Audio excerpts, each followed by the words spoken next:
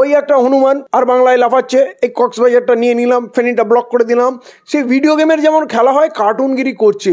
আমরা বীতশ্রদ্ধ প্রধানমন্ত্রী পদটাকে যেভাবে কলঙ্কিত করেছে, আমার মনে হয় না প্রধানমন্ত্রী পদে থাকার উনি উপযুক্ত। এখন ওখানকার হিন্দুরা, বৌদ্ধরা, তারা কিন্তু মিছিল করে অ্যাকচুয়ালি তাদের প্রমাণ করতে হচ্ছে যে এদেশে আমরা সুখে শান্তিতে আছি। ভারতবর্ষের যে মিডিয়া মিথ্যা কথা বলছে, তারা নিজেদের অবস্থান ক্লিয়ার করছে যে আমরা কিন্তু বাংলাদেশি, আমরা বাংলাদেশকে ভালোবাসি। তাহলে যদি 47 সরকারের মতো এত বড় সফলতা বাংলাদেশের ইতিহাসে আগের কোন সরকার দাবি করতে পারেনি এবং ঘটেনি, এই প্রথম এই ঘটনা ঘটছে। অ্যাকশন কিন্তু ঘটবে, লড়ো অথবা মরো। নিজেদের সর্বোচ্চ শক্তি দিয়ে পাল্টা জবাব দিয়েছে বিজেপি, একটা মিনি কিয়ামত চালিয়েছে। ইভেন তোমাদের শহরগুলা আমাদের ঠিক হাতের মুঠোয়। আমরা যদি চাই তোমাদের যে কোনো শহরের যে কোনো দরজায় আমরা পৌঁছাইতে পারি। এক জরুরি নির্দেশে বাংলাদেশের রাজপথে বিভিন্ন ক্যান্টনমেন্টগুলো থেকে সেনাবাহিনীর শত শত গাড়ি ছুটে গেছে। অবশেষে সরকারের টনক নড়েছে। কদিন আগে আইন উপদেষ্টা আসিফ নজরুল স্বরাষ্ট্র মন্ত্রণালয়ের ঘাড়ে বন্দুক রেখে যে গুলিটি করল, এবার স্বরাষ্ট্রমন্ত্রী নতুন করে আসিফ নজরুলের ঘাড়ে রেখে বন্দুক গুলি করল। ডক্টর ইউনূসের মাস্টার মাইন্ডের কাছে কঠিন ধরা খেতে যাচ্ছে কট্টর হিন্দুত্ববাদী নরেন্দ্র মোদীর সরকার। ভারতকে কোণঠাসা করে নিজেদের সমস্ত দাবি দাওয়া আদায়ের জন্য ইন্দোনেশিয়া, মালয়েশিয়া, সিঙ্গাপুর ও থাইল্যান্ডের মতো শক্তিশালী 10টি রাষ্ট্রের সাথে যুক্ত হতে যাচ্ছে বাংলাদেশ। বাংলাদেশের প্রতিরক্ষা খাতে আসছে এমন এক সম্ভাব্য উন্নয়ন যা পুরো দক্ষিণ এশিয়ার সামরিক ভারসাম্যে নতুন অধ্যায়ের সূচনা করতে পারে। এই অত্যাধুনিক চালকবিহীন আকাশযানটি শুধু প্রতিরক্ষা নয়, আক্রমণাত্মক সক্ষমতায়ও বাংলাদেশকে এক নতুন উচ্চতায় নিয়ে যেতে পারে। আর এতেই নড়ে বড়ে বসেছে ভারত। বন্ধুরা, বাংলাদেশের জন্য সুখবর। এবার দেশের মাটিতে সাবমেরিন তৈরি করবে বাংলাদেশ। বাংলাদেশকে প্রযুক্তিগত সহায়তা দিচ্ছে চায়না। দেশের মাটিতে সাবমেরিন তৈরি করবে বাংলাদেশ। এটা শুনে ভারতের মাথায় হাত। ভারত এটি বিশ্বাসই করতে পারছে না। ভারতের আগ্রাসন মোকাবেলা করার জন্য চীন থেকে আরো 12টি সাবমেরিন ক্রয় করতে যাচ্ছে বাংলাদেশ। এর জন্য চীনের সাথে চুক্তি করার প্রক্রিয়া শুরু করেছে বাংলাদেশ। আরো বিধ্বংসী আরাকান আর্মি, এমন সব হেডলাইন শুনে হয়তো এতক্ষণে আপনার চোখ কপালে উঠে গেছে। কিন্তু কতটা সত্যতা আছে এই হেডলাইনগুলির মধ্যে এবং এর পেছনে কোন কোন তথ্য লুকিয়ে আছে, আসুন আজকের আলোচনায় সেই দিকগুলোতেই নজর দেব আমরা। ধারাকে এটাকে উল্লঙ্ঘিত করছে, সংবিধানের ধারাকে আক্রমণ করছে বিজেপি পরিচালিত উত্তরপ্রদেশ। এক দেশ এক দল, এক দেশ এক ভাষা, এক দেশ এক ধর্ম, এক দেশ এক জাতি, এই ধরনের মানুষকে চাপিয়ে দেওয়ার চেষ্টা। বিজেপির ধর্মীয় রাজনীতিটাকে শুধুমাত্র করে ভোটের জন্য। তাহলে তিলোত্তমার তো ধর্মীয় পরিচয় হিন্দু, কেন তিলোত্তমা 90 দিনের মধ্যে সিবিআই চার্জশিট দিতে পারলো না? এ নিয়ে বিজেপির একটা মিছিল দেখে উত্তরপ্রদেশের সম্ভলে আজান দেওয়া হলো এবং সেই আজান লাউডস্পিকারে দেওয়ার জন্য দেখা গেল সেখানে একদম 2 লক্ষ টাকা জরিমানা। কি হচ্ছে দেশে? সংখ্যালঘুরা কেমন আছে? পশ্চিমবাংলা নয়, ভারতবর্ষ নয়, সারা পৃথিবীর সংখ্যালঘুরা আজকে অত্যাচারিত। বাংলাদেশে চলে যান, সেখানেও সংখ্যালঘুদের উপরে কি দমনপীড়ন হচ্ছে। যারা ভাষাগত, জাতিগত, বর্ণগত, সাংস্কৃতিগত, যারা যেভাবে সংখ্যালঘু, সেখানে দেখবেন দমনপীড়ন হচ্ছে সংখ্যাগুরুদের দ্বারাই। রাজনৈতিকভাবে যারা সংখ্যাগুরু, তারা রাজনৈতিকভাবে সংখ্যালঘুদেরকেও দমন করছে। এটা চলছে চারিদিকে।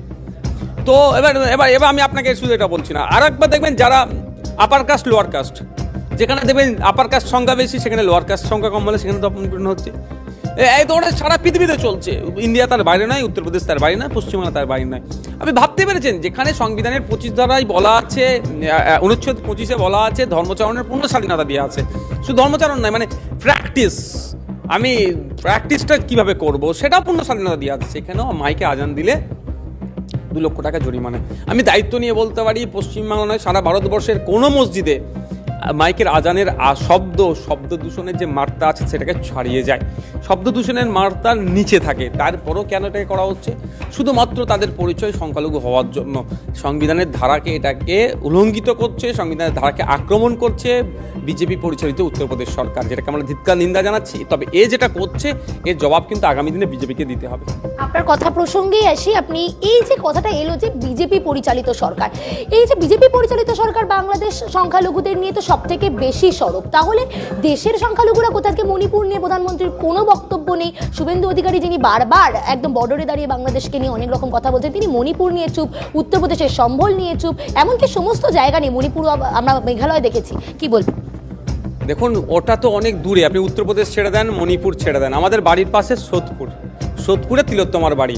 তিলোত্তমার সাথে যে অন্যায় হয়েছে, যেভাবে খুন করে ধর্ষণ করা হয়েছে, সেই দায়িত্ব রাজ্য প্রশাসন ব্যর্থ হবে বলে তাদের দ্বারা সঠিক নাও হতে পারে, সেই জন্য কোর্ট কী করলো, সিবিআইয়ের হাতে দিল যাতে সঠিকভাবে তদন্ত হয়। সিবিআই কারা কন্ট্রোল করে? Central government. সেন্ট্রাল গভর্নমেন্টকে কারা পরিচালনা করছে? বিজেপি। তাহলে আবার তিলোত্তমার যদি আমি ধর্মীয় পরিচয় দিই, আমি দেখুন আমি ধর্ম নিয়ে রাজনীতি করি না আর করবো না, কিন্তু এই বিজেপির ধর্মীয় রাজনীতিটাকে শুধুমাত্র করে ভোটের জন্য, তাহলে তিলোত্তমার তো আর ধর্মীয় পরিচয় হিন্দু। কেন তিলোত্তমা 90 দিনের মধ্যে সিবিআই চার্জশিট দিতে পারলো না? এ নিয়ে বিজেপির একটা মিছিল মিছিল দেখেছেন? একটা মিছিল মিছিল দেখেন না। কিন্তু বাংলাদেশের হিন্দুদের ওপরে কি হচ্ছে, এদের চোখ দিয়ে জল গড়াচ্ছে, পানি গড়াচ্ছে, চোখে বাম লাগিয়ে কাঁদবে। তো ব্যাপারটা হচ্ছে বাংলাদেশের হিন্দুদের জন্য আমরা বলছি, আমরা আমাদের রাজ্যের তিলোত্তমার জন্য বলছি, আমরা মণিপুরের জন্য বলছি, আমরা উত্তরপ্রদেশের জন্য বলছি, কিন্তু বিজেপি শুধুমাত্র নোট আর ভোটের বাইরে ওরা কিছুই বোঝে না। ভোট যেখানে আছে সেখানে ওরা চিৎকার করবে, নোট যেখানে আছে চিৎকার করবে, এর বাইরে এরা কিচ্ছু যায় না। তো এই বিজেপিকে যত না তাড়াতাড়ি বাংলাদেশ থেকে বিদায় দিতে পারবে বাংলাদেশের মানুষ, বাংলা আর আমাদের দেশের মানুষ, যত তাড়াতাড়ি বিতাড়িত করবে তত মঙ্গল হবে দেশের জন্য, বাংলার জন্য। আমরা দেশের সাধারণ মানুষ আমরা তীব্র ভাষায় এর বিরোধিতা করছি, কারণ সব ইলেকশন এক ইস্যুতে লড়াই হয় না। লোকসভার পার্সপেক্টিভ আলাদা থাকে, বিধানসভার আলাদা থাকে, পঞ্চায়েতের আলাদা থাকে, মিউনিসিপ্যালিটির আলাদা থাকে। তাহলে একই দিনে জনসাধারণ 4 রকমের তার অবজারভেশন থাকতে পারে, 4 রকম ভোটিং থাকতে পারে, সেটা নিখুঁতভাবে কী করে করবে। এবং এইটা যেমন আমার লিবার্টি, ধরুন একজনকে ট্রায়ালে দিলাম, বিধানসভায় ভোট দিলাম, তার প্রতিশ্রুতি সে রক্ষা করলো না, তার এগেনস্টে আমি লোকসভায় ভোট দেবো বা পঞ্চায়েতে ভোট দেবো বা তার মিউনিসিপ্যালিটি ভোট দেবো, আমার কাছে বারে বারে সুযোগ আসে ওকে উত্তর দেওয়ার। এটা কিন্তু একবারে ভোটটা নিয়ে নেওয়া মানে 5 বছর আর আমরা তার দেখা পাবো না। প্লাস বারে বারে জালিয়াতি করার থেকে একবারেই জালিয়াতি করে, ইভিএম হ্যাক করে, যা হোক করে, বুথ দখল করে, ভয় দেখিয়ে, টাকা দিয়ে যা হবে একবারে। তাহলে আগে প্রতি ইলেকশনে আসলে কিছু ডেভেলপমেন্টের কাজ হতো, সে লোক দেখানিই হোক, সামান্য হোক। এবারে আর সেই অপশান থাকবে না যে ইলেকশন আসুক ধরবো, মানুষের হাতে তো একটাই হাতিয়ার, ভোট আসুক দেখিয়ে দেবো। তাহলে সেইটা কেড়ে নেওয়া হচ্ছে। তাহলে এইটা কোনোভাবেই মেনে নেওয়া যায় না। প্রতিটা স্টেটে আলাদা আলাদা সময় তার টেনিওর ফিনিশ হয়, বিধানসভার আলাদা সময় ইলেকশন হয়। তাহলে সবকে একদিনে আপনি কি করে করবেন? কারো ধরুন 6 মাস আগে ইলেকশন হয়েছে, কারো 1 বছর, কারো 3 বছর, যার 5 বছর হয়েছে। তাহলে বাকি সবগুলোকে আপনি আপনার ইচ্ছা অনুসারে তার ভোট পেয়ে সে জিতেছে, আপনি 1 বছরের মধ্যে, 6 মাসের মধ্যে তার ওইটাকে ফিনিশ করে দিয়ে আবার ম্যান্ডেট নিতে বলবেন। তো এইগুলো কোনো দিক থেকেই এটা বাস্তবিক না, সম্ভব না। আর শুধু লোকসভা ইলেকশন নেওয়ার জন্য 1.5 মাস সময় লাগে। তাহলে এবারে লোকসভার সঙ্গে এতগুলো ইলেকশন যদি একসঙ্গে হয়, বিধানসভা হয়, পঞ্চায়েত হয়, এতগুলো ইভিএম মেশিন হবে, এতগুলো ভোট দেওয়ার হবে। যেমন ধরুন লোকাল ইলেকশনগুলো আমরা ব্যালটে দিই, লোকসভা আমরা, বিধানসভায় আমরা ইভিএমে দিই। তাহলে এই যে টেস্ট হতো যে বিধানসভায় যেই লোকটা দারুণ রেজাল্ট করলো, পঞ্চায়েতে মানুষ উল্টে দিল, মিউনিসিপ্যালিটি উল্টে দিল, তাহলে বোঝা গেল হ্যাকিংটা হয়েছিল কি না, কদিনের মধ্যে মানুষের এত মত পার্থক্য হবে না। অতএব এই সব অপশানগুলোকেই ধ্বংস করে দেওয়া হবে। এতে শুধু বিজেপি আর মোদির হবে জয়। এবং যেটা মোদির সব থেকে বড় ব্যাপার, এই যে একটার পর একটা জিনিস আনছে, আমাদের জমে ব্যাটিং করতে দিচ্ছে। খুব সহজেই বাংলাদেশের উপরে অপারেট করতে পারে। আসলে বাংলাদেশ সেই যুদ্ধবিমানগুলোকে উড়াতে পারবে কি পারবে না সেটা নিয়ে ভারতীয়দের কোনো রকম মাথা ব্যথার প্রয়োজন নেই। আমরা যদি যুদ্ধবিমান ক্রয় করতে পারি তাহলে আমরা সেটাকে উড়াতেও পারবো। সো এই বিষয়ে তাদের গবেষণা না করলেও চলবে। এবার মূল বিষয়ে আসি। বন্ধুরা, লালমনিরহাট বিমান ঘাঁটি কিন্তু ব্রিটিশ আমলে তৈরি একটি বিমান ঘাঁটি, আর এর আয়তনও কিন্তু অনেক বেশি, এবং এর আয়তন প্রায় 4 কিলোমিটার, এবং এটি হতে চলেছে দক্ষিণ এশিয়ার 2য় বৃহত্তম বিমান ঘাঁটি। আর এটাই ভারতের কাছে চিন্তার বিষয়। বন্ধুরা, এবার আরাকান আর্মির প্রসঙ্গে আসি। ভারতীয়রা তো এতদিন লাফালাফি করছিল, তারা বলছিল আরাকান আর্মি নাকি বাংলাদেশের চট্টগ্রাম দখল করবে, তারা নাকি বাংলাদেশের সেন্ট মার্টিন দখল করে নেবে। কই সেই আরাকান আর্মি? তারা তো বাংলাদেশ দখল করতে আসছে না, তারা তো বাংলাদেশের সেন্ট মার্টিনও দখল করতে পারলো না, তারা তো কোনো কিছুই করতে পারলো না।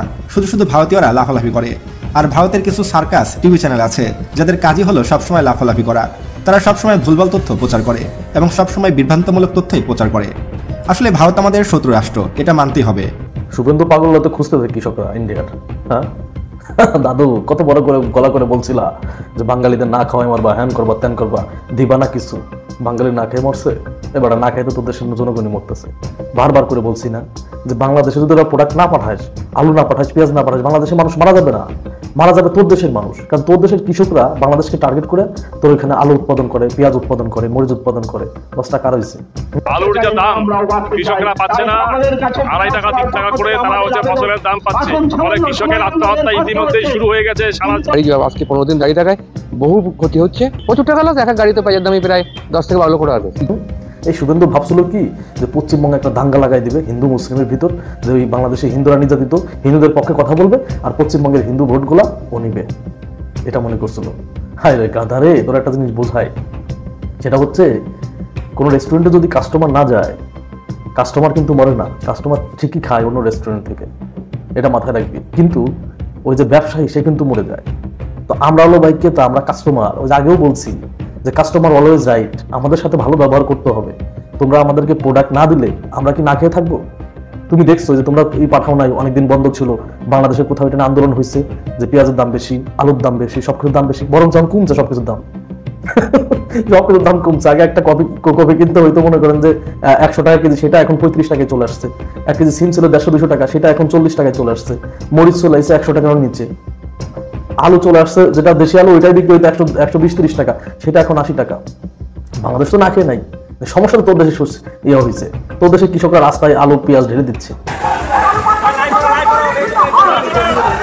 হ্যাঁ, তোর দেশের কৃষকরা আলু পেঁয়াজ রাস্তায় ঢেলে দিচ্ছে। মাথা মোটা। হ্যাঁ, তোর একটা কথা বলি, তোরা আমাদের সাথে দুর্ব্যবহার করে আমাদেরকে অন্য দেশের উপর নির্ভর করা শিখাইতেছি। তোরা বারবার করে শুধু বাংলাদেশের মানুষকে বলছিস যে ইন্ডিয়া এটা না দিলে না খেয়ে মরবে, ইন্ডিয়া ওটা না দিলে না খেয়ে মরবে। আমাদের কিচ্ছু হবে না, বুঝতে পারছিস? আমাদের কিচ্ছু হবে না। তোর মতো মাথা মোটার জন্য ইন্ডিয়ার কৃষকরা বিপদে পড়বে, অলরেডি পড়ে গেছে।